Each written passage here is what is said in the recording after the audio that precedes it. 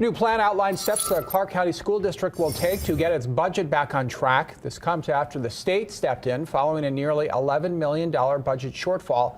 Fox 5's Molly McBride joins us here in studio with highlights from the more than 15-page plan. Well, Governor Joe Lombardo and the state's Department of Education reviewed CCSD's budget issues. Then in November, the state superintendent issued a notice of non-compliance along with a request for a plan of corrective action. Now, here's a copy of that plan I got from the Department of Education. It identifies 3 root causes, including there being a lack of accountability, monitoring, and protocols in their previous budget.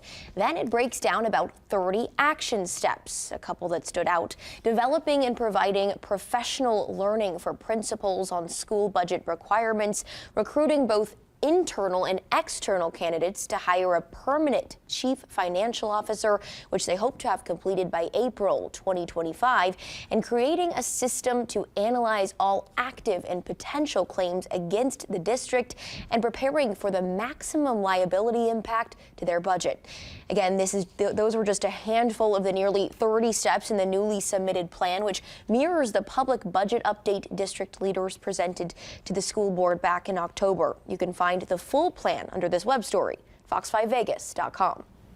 All right, Molly, thank you. And neither CCSD or the governor